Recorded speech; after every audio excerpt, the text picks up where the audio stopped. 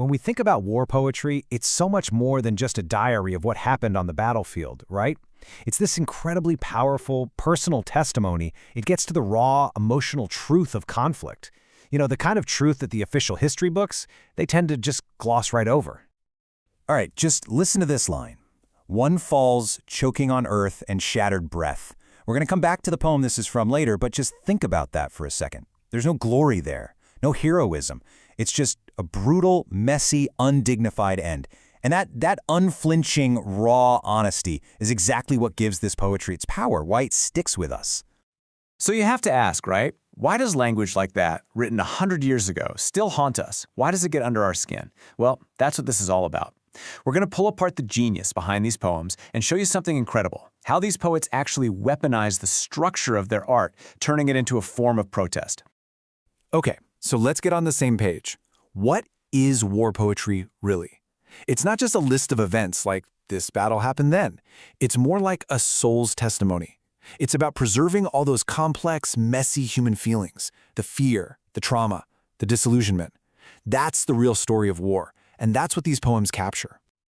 All right, for our first section, we're going to look at one of the main jobs of war poetry, absolutely tearing down all those romantic, heroic ideas about war that have been around for, well, forever. And this is where it gets really interesting. Look at this massive gap. On one side, you've got the posters and the propaganda, right? All that talk of glory, honor, noble sacrifice. But then, on the other side, you have the soldier's reality. A cruel, dehumanizing, awful experience where dying doesn't feel meaningful at all. War poetry, it lives right there, in that brutal, honest space between the myth and the reality.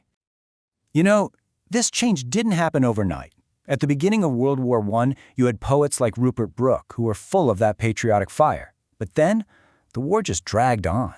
And a new kind of voice started to come out of the trenches. A voice of realism, of anger, of protest. And that voice completely changed the game for how we talk and write about war. Okay, and this is the core of what we're talking about today. It's not just what these poets are saying that's so powerful, it's how they're saying it. They're using the very bones, the architecture of the poem itself, as a kind of secret weapon. I mean, it sounds like a total contradiction, right? How on earth do you capture the sheer chaos of a battlefield inside a perfectly structured poem like a sonnet? It seems impossible. But that's the thing. That tension, that contradiction, that's the whole point. And you can see here, there are basically two main ways they do this. Some poets, they stick to those old-school, traditional, rigid forms. Why? To create this really bitter, jarring sense of irony. But then you have others who do the complete opposite. They just smash the form to pieces, using broken, fragmented lines to show you exactly what war does to a person's mind and body. So the big takeaway here is that the form is not just decoration. It's not just a fancy box to put the words in. Choosing a sonnet or choosing to break the meter, that was a deliberate, almost political act. The structure itself becomes a key part of the poem's anti-war message. All right, let's see exactly how this works. And we're going to use what is probably the most famous war poem ever written, Wilfred Owen's absolute masterpiece. So the title of the poem is this Latin phrase, Dulce et decorum est pro patria mori. It means it is sweet and proper to die for one's country. And you have to understand, this wasn't just some random phrase.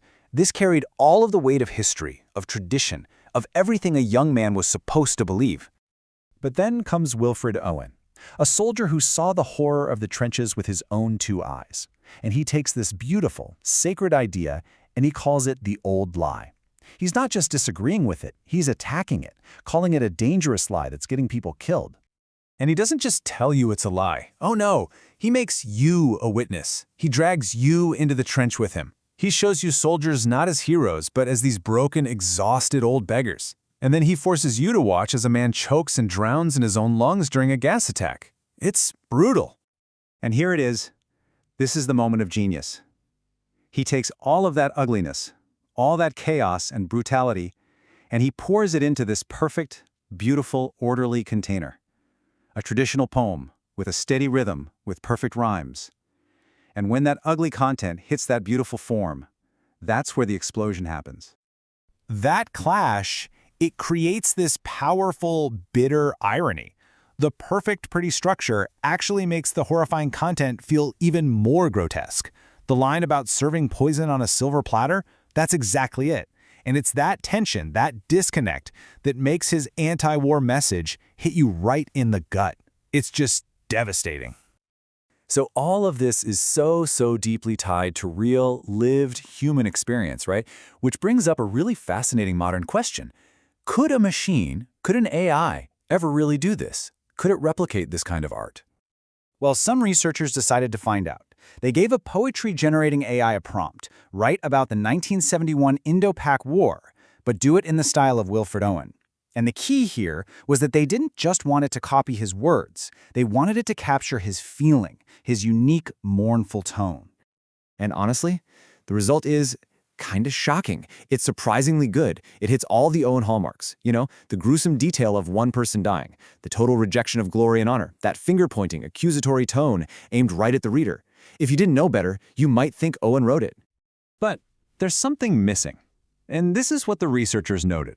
The AI can imitate the technique perfectly, but it just can't seem to replicate that deep, disturbing, emotional gut punch that makes Owen's poetry so haunting. And I think that gets to the heart of it. It's the difference between imitation and testimony. The AI has the technique down cold, but it doesn't have the trauma. It has the recipe, but the soldier poet, he has the scars. And that's where the real poetry comes from. So where does that leave us? I think this whole experiment suggests something really profound. That the most powerful art, the kind that truly bears witness to human suffering, maybe it can't be faked. Maybe it can't be reverse engineered.